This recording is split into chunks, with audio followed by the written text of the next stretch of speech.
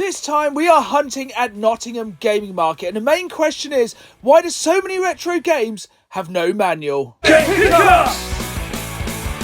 Building the Games Room! Rush Trips! Live Game Hunting! Hello again folks, and welcome back to a very special video. That's because today we are hitting up Nottingham Gaming Market, and gaming markets like this one are some of the best places to find the best games for your collection. But when it comes to retro game collecting, I am noticing a worrying trend over the past few months.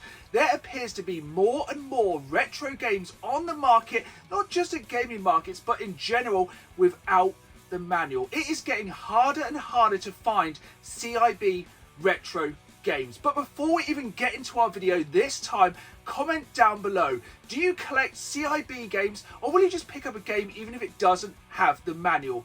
Let me know your opinions in the comments down below. If you enjoyed this video, please hit that like button and please subscribe, as I put new videos out every Saturday night 5, as well as bonus content throughout the week, and I really want you folks along for the ride. Now, let's hit the road. Here we go then, back on the road again, this time for Nottingham Gaming Market. And it wasn't even a very early start this time. We left Norwich around 7:30. Which for a gaming market day is a late start, as it's only around a 3-hour drive to Nottingham from Norwich. And of course this time we did have early bird tickets, which meant the market opened at 11 AM and we were some of the first people to get in, because honestly it's worth getting there early, as the very good deals and the best items sell very fast. This was my second time at Nottingham Gaming Market, and this is one of my favourite gaming markets from all around the UK, because just look at the space here. It's a pretty large market, but also there's lots of space, which means there's a little bit more room for browsing. And this is one of the main reasons I like getting early entry. It just makes it a little bit quieter, as later in the day, especially when the second wave of people enter the gaming market, it can get very, very busy. So it's nice to have the room and the space to browse. Now, I've said this before on the channel, but here's a piece of advice. If you're hunting not only a gaming convention, but any kind of convention like this one, always start at the back of the room, as more often than not, people will just go to the first stall as they enter the room. And when you go to the back, it's going to be a lot quieter, and you'll once again have more space to hunt. And start off here, something pretty interesting, these import PlayStation 3 games. It's really cool to see some of the different artwork on these, and also games we didn't get here in the PAL region. Some really interesting games here, and honestly something you don't see very often. Something else you don't see very often, this PSX console, a console only released in Japan, which not only records video but also plays PlayStation 1 and 2 games.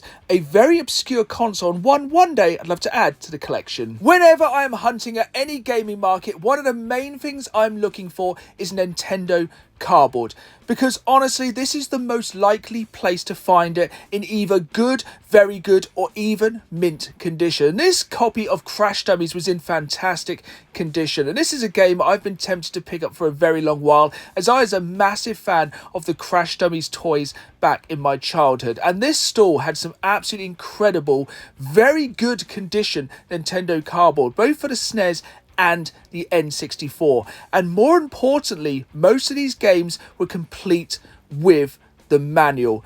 You'll be surprised over the course of today's hunt what percentage of games are missing the manual. I honestly think it's getting harder and harder to find games CIB, but as a collector, for better or worse, that's what I'm hunting for.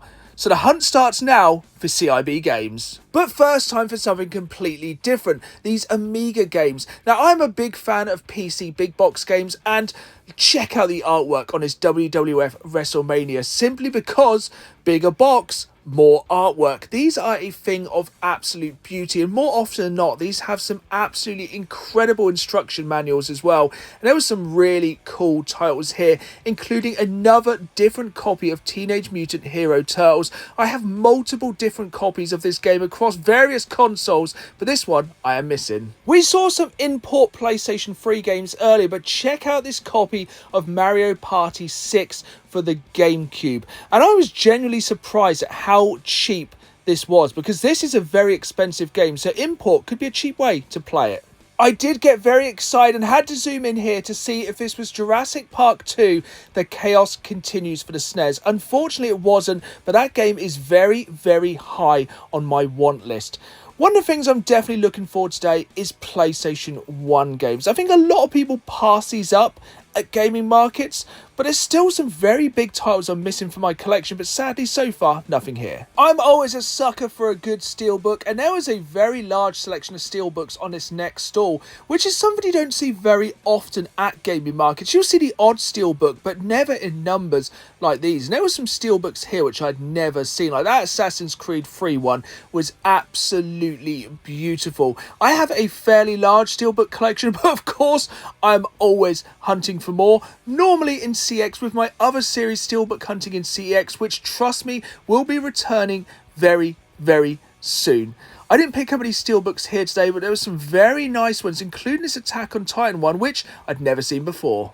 I have noticed a trend recently that ECW games are going up in price very, very quickly, and as a wrestling fan, I want to grab these before they get even more expensive. But I did pass today on this copy of ECW Hardcore Revolution simply because for the price, I just don't think it was in very good condition. And when it comes to retro game collecting, for me, it is all about condition. If I am paying a high price or even the market price for a game, I'm expecting it to be in decent condition and also complete. And I said it earlier, but I was shocked today how many retro games were missing the manual. As a wrestling fan, it's not just the ECW games I'm looking to pick up, it's also the WCW games. And this game here, Backstage Assault, which honestly is a fairly terrible game, but I would have picked it up for just £8. But again, no manual. In the past, I have picked up a lot of retro games without the manual, but it just seems in the future then you regret picking it up without the manual, because then you're always trying to find said manual, and it's getting harder and harder to find manuals. Here we have some more Nintendo cardboard, and one of the most surprising things here, South Park for the N64 back in the day from Virgin Megastores was 50 quid. With inflation, that makes it more expensive than games these days. We complain about games being expensive now, but we forget, even years ago, games were still very expensive. But check this out, this Loose Turtles cart was incredible. This is a game I've been trying to pick up for many years, NBA Jam, but it's a very common game and I can afford to be picky, both with condition and of course if it comes with the manual, so I did pass this time, which is a shame as I absolutely love that 16-bit banger. Another thing I absolutely love is Atari artwork. Like, check out the artwork on this copy of Pole Position. Back then, they had to sell these games not on the graphics, but on the box art. And check out this Double Dragon box art. Again, absolute fire. Back on the hunt for PS1 games, and here we have a game I have never seen before. Patriotic Pinball. I'm presuming it's absolutely terrible, but let me know if anyone in the entire world has played this one in the comments down below. Another wrestling game here I needed for the collection, WCW Thunder, but it did come complete with the manual, but the manual was a bit torn. So once again, like I said, when it comes to retro collecting, it's all about condition, so I did pass sadly on this one. Now here's a game I've never played but heard nothing but good things about, Splatterhouse 2. This was a £50 game, but once again did not have the manual. So it's one I'm definitely looking to add to the collection over time, but I'm holding out, of course, for that CIB copy. When it comes to game collecting, I love the obscure, and it doesn't get much more obscure than the Nokia N-Gage. It was really cool to see a small selection of games here released for this very obscure console. Here we have our second copy of NBA Jam of the day, this time with instructions for £28. So £8 more expensive than the last copy, but once again, this was in really nice condition and more importantly, did have the manual. So far of all the things we've seen, this is top of my list. But when it comes to hunting at the gaming market, it's all about patience. Remember, I said near the start of this video, I have a finite budget and I don't want to pull the trigger prematurely and miss out on something cool later on. It's all about taking your time and really judging what to spend your cash on. Now this is something very niche which I enjoy, promotional clothing for games. Check out this Far Cry gilet. Now if this had been in my size, I'd have been tempted to pick this up, as this is normally the kind of stuff you just can't go on eBay and buy. This is the really rare, collectible, weird stuff that I love seeing, and honestly, it's gaming markets like this where you're most likely to see it.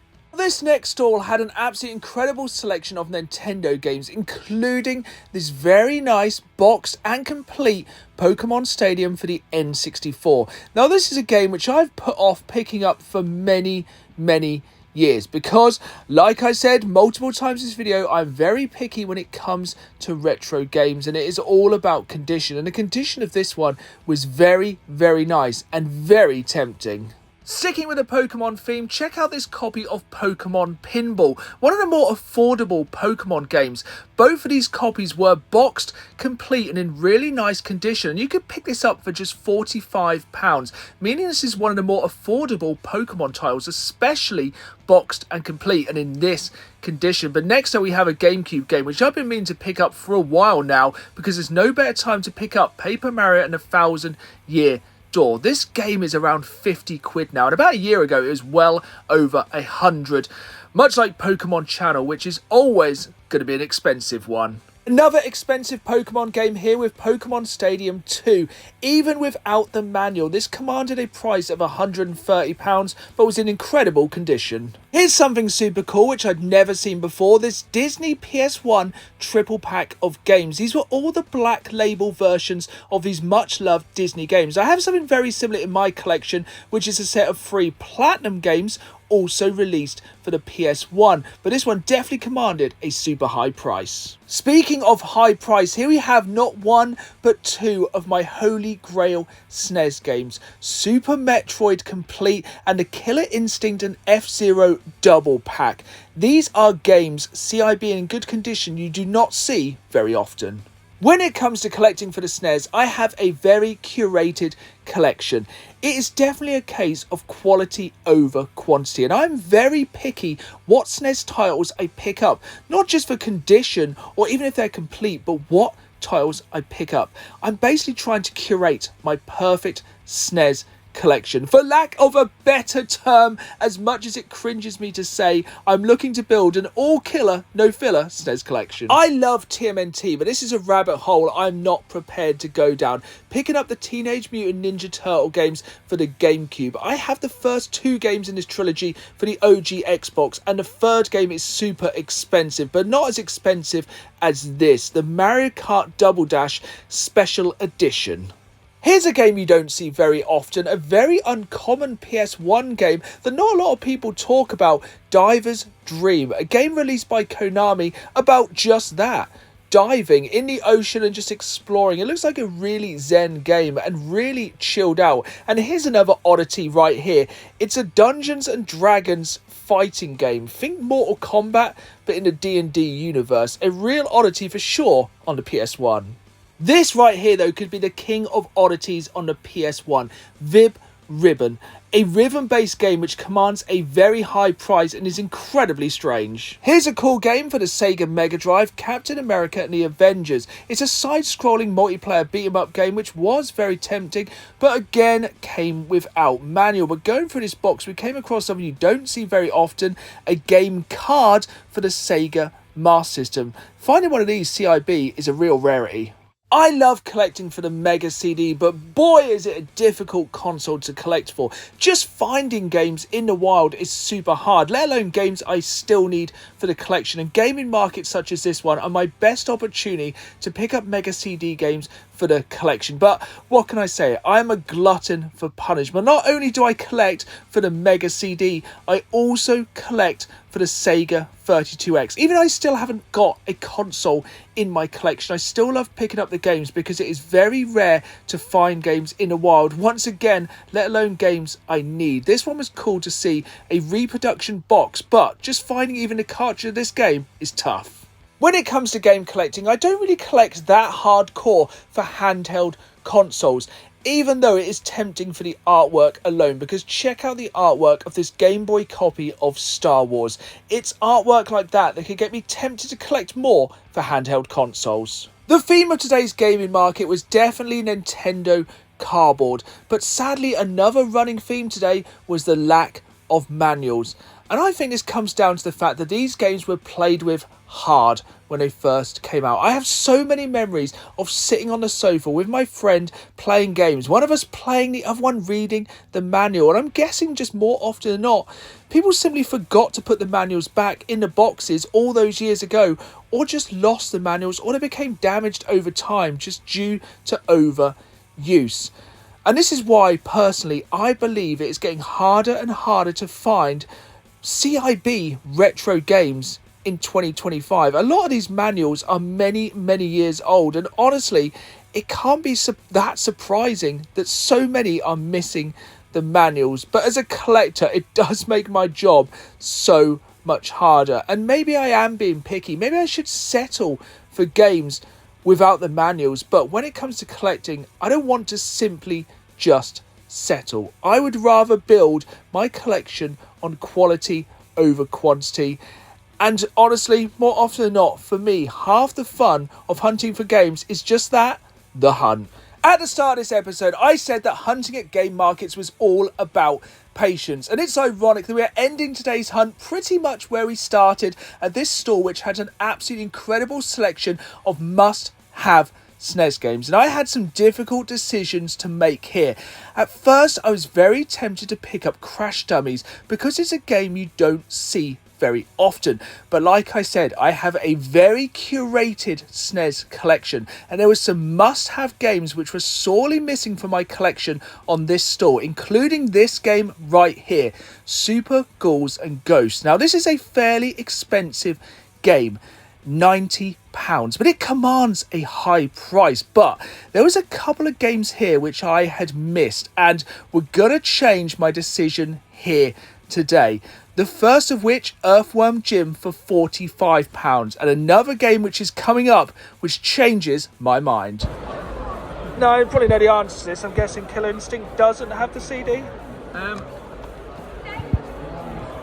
Included. Oh, can I have a look at Killer Instinct then, and then I can listen to that CD all the way home, because finding a CD is incredibly hard to finish my sentence. It is hard enough finding a CIB decent condition copy of Killer Instinct, but to be able to find it with the Killer Cut CD, I could not walk away today from this gaming market without picking up that CIB SNES game. We have managed to pick up not one, but two incredible condition CIB SNES games here at Nottingham Gaming Market. It was just past midday and the floodgates had opened. The second wave of game hunters were descending on the hunt, and we were on the road again to our next adventure. But it had been an absolutely incredible day here at Nottingham Gaming Market, and once again my patience had paid off. Here we are then, back in the games room after an awesome day hunting at Nottingham Gaming Market, and it does seem worryingly the trend is continuing. I saw so many games